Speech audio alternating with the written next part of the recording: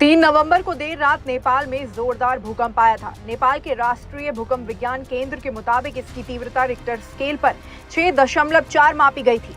झटके दिल्ली एनसीआर और उत्तर भारत के कई इलाकों में भी महसूस किए गए थे। 5 नवंबर तक जारी किए गए आंकड़ों के मुताबिक इस भूकंप के कारण नेपाल में 157 लोगों की मौत हो गई है। सैकड़ों लोग घायल हो गए हैं। इस शक्तिशाली भूकंप के बाद भी नेपाल में आफ्टर शॉक्स भी महसूस किए गए, जिसने लोगों की परेशानी और ज्यादा बढ़ा दी। लोग पहले ही भूकंप के तेज झटकों से संभल नहीं पाए थे कि दोबारा 3.3 की तीव्रता का भूकंप आ गया। 3 नवंबर को आया अर्थक्वेक इतना ज्यादा असरदार रहा कि कई इमारतें ढह गईं। कितने ही लोग मलबे के नीचे दबे मिले। माना जा रहा है कि इसके कारण सबसे ज्यादा नेपाल के जाजरकोट और रुकुम में तबाही मची है। यहाँ जान माल को काफी नुकसान पहुंचा है। जानकारी के अनुसार भारत नेपाल बॉर्डर से लगभग 98 किलोमीटर की दूरी पर स्थित जाजरकोट भूकंप का केंद्र रहा। लोगों ने सुनाई आप बीती। इस भूकंप ने कितनी तबाही मचाई है, इसका अंदाजा तस्वीरों को देखकर लगाया जा सकता है, लेकिन जिन पर गुजरी उनके दुख का अंदाजा भी लगा पाना शायद मुश्किल है। कितने ही लोगों के घर उनकी आंखों के सामने ताश के पत्तों की तरह बिखर गए। जहां कभी उनके सपनों का घर हुआ करता था, वहां आज ईंटें और मलबा पड़ा दिखाई दे रहा है। घायलों को अस्पताल में भर्ती कराया गया।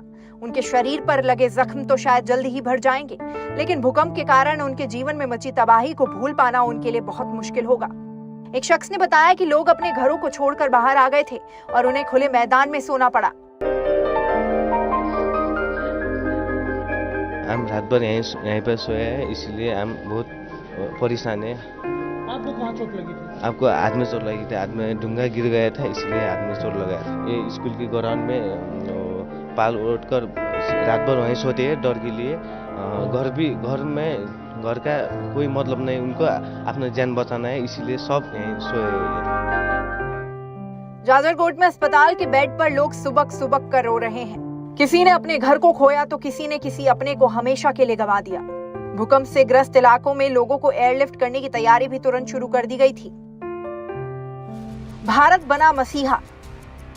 इस मुश्किल घड़ी में पड़ोसी देश की मदद के लिए भारत आगे आया है। भारत ने नेपाल को रिलीफ मटेरियल भेजा है, जिसमें खाने पीने का सामान और जरूरी दवाएं शामिल हैं। मेडिकल सप्लाई की बात करें तो भारत ने नेपाल को लाइफ सेविंग ड्रग्स के साथ साथ सर्जिकल सामान भी भेजा है, ताकि पीड़ितों की मदद की जा सके। बता दें कि 5 नवंबर को भारत की नेबरहुड फर्स्ट पॉलिसी के तहत भारतीय वायुसेना के C-17 ग्लोबल मास्टर के जरिए राहत सामग्री नेपाल तक पहुंचाई गई। भारत ने सबसे पहले मदद का हाथ नेपाल की ओर बढ़ाया है। पीएम मोदी ने भी सोशल मीडिया प्लेटफॉर्म पर नेपाल में आए भूकंप के कारण मची तबाही पर शोक जताया है। इस टॉपिक पर आपका क्या कहना है, हमें कमेंट सेक्शन में बताएं।